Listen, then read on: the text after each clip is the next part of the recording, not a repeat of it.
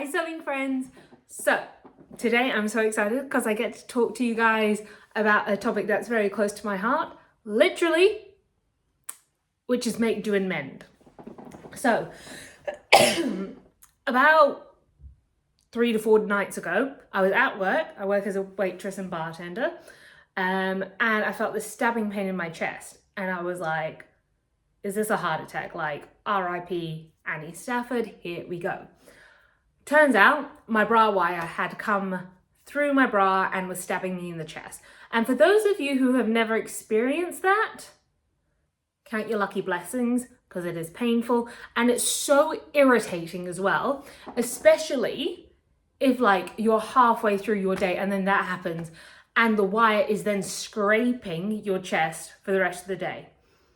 Anyway, I managed to come home that night, chuck it in the wash, get it out the next day and repair it. So I love making and mending my clothes. And that's because I know how to do it and I can make my clothes last so much longer. And also, if I've made them, more than likely I'll have scraps that I've saved, like this leftover scrap fabric, so that I can patch them in the exact same fabric. But also, I know the pain points and the areas of most stress on my clothes. For example, for those of you, big thighs like myself, the inside of my thighs rub together so that area of fabric wears down so much quickly than the rest of the garment. So what I do when I make myself a pair of pants is I reinforce that area with fusing, right? Because this adds an extra layer of durability to my pants, and it's not only happened like once or twice, it happens with nearly every pair of pants that I have. And it's a lifesaver when it comes to making your clothes go further. So that's a good point. Anyway, the concept of make, do and mend was first introduced during World War II, when the British government implemented this scheme that encouraged people to make their clothes last longer and the textiles that they had go further, because basically everything was being used for the war effort that, please forgive me, still recovering from that cough I had like a month ago.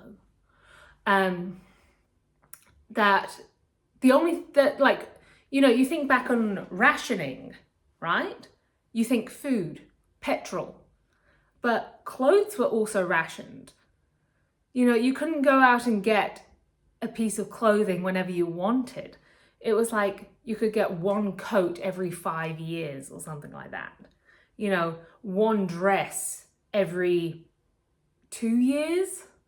It wasn't something that was in mass consumption like it is today. Like, if you think back, how many items of clothing have you bought this year versus how many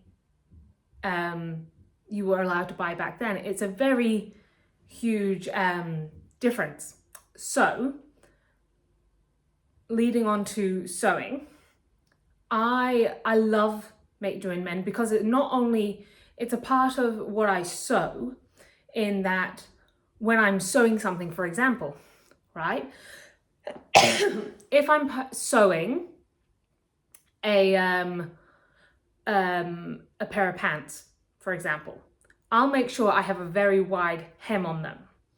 And that's because I know for a fact that if they're too long, I won't wear them, but if they're too short, I won't wear them. So I like to have a wider hem on them so that as I wear them, I can go, no, like I would like to change this just a little bit.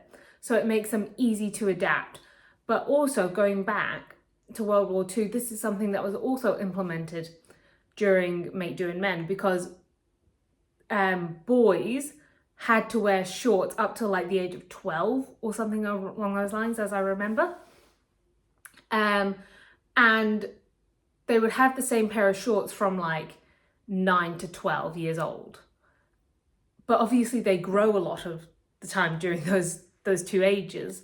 So shorts had a very wide hem on them so that the hem could be let down over time, and so that the same pair of shorts would last these kids 3 years. You know, it's very unlikely that you would have the same pair of clothes for 3 years during the height of your growing nowadays. So going back to my sewing projects, because a sewing project I did, as I talked before about the inside of the thighs,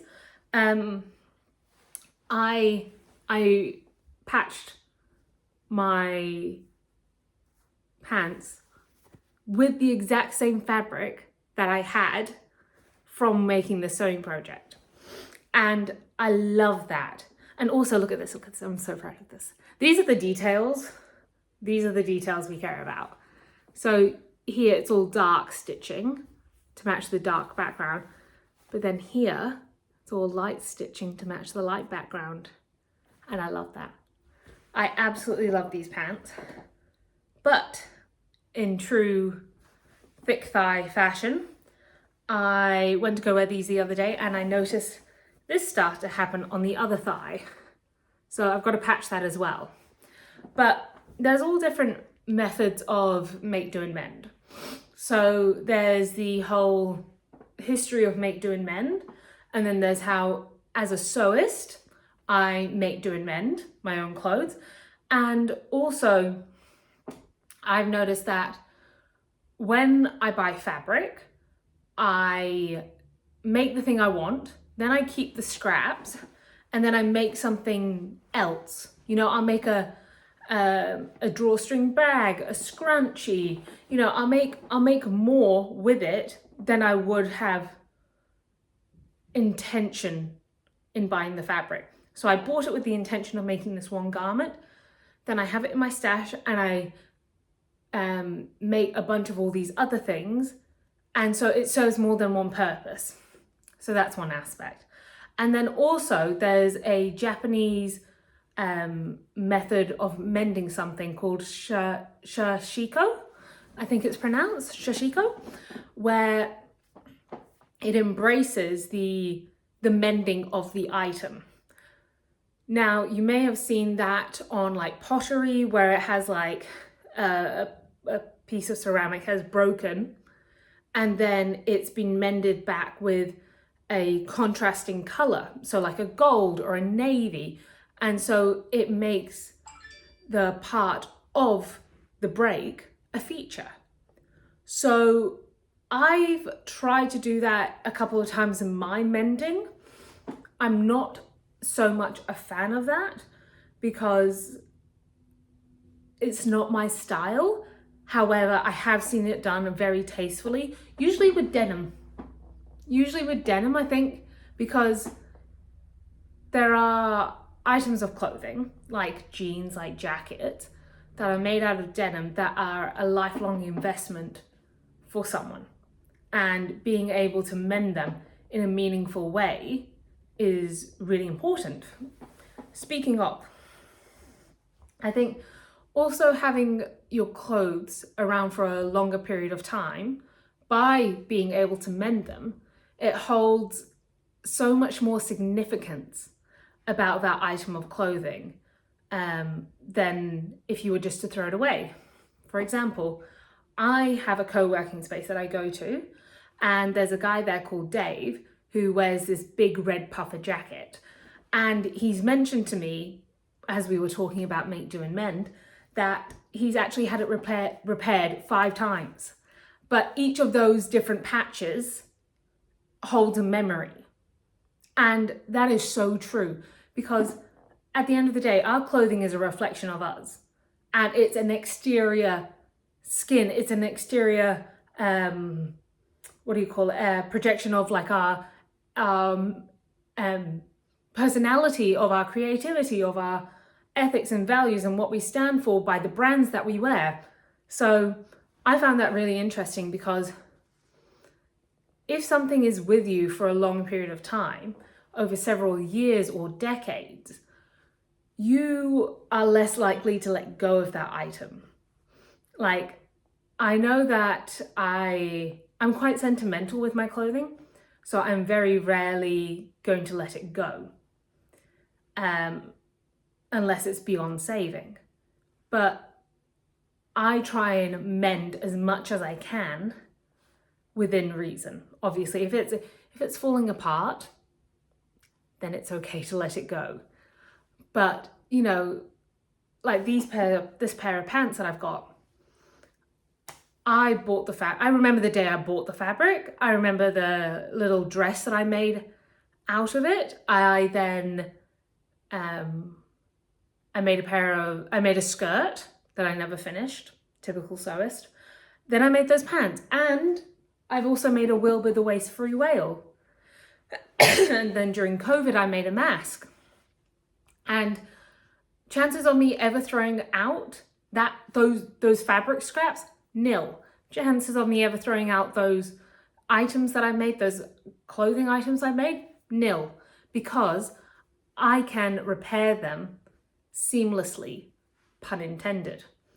And, you know, an emotional connection to our clothes is actually really important, I think, because it shows a transition of us, for, like, you know, and it doesn't matter how long you've spent in that piece of clothing.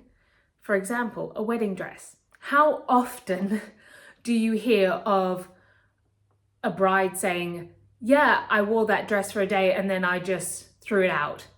Never. We have emotional connections to our clothing, and the time we spend with them ranges, but the emotional connection doesn't falter. So I'll cap this off by saying,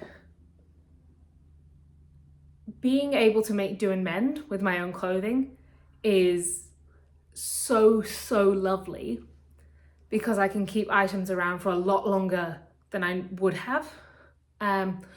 This has also affected other areas of my life. I've become a lot more resourceful because I can fix something, you know? Like home maintenance, you know, like I fixed my running shoes the other day. Like, the ability to do that, I think, is great. And it's a definite skill. Because repairing your clothes and making clothes are two very different skills.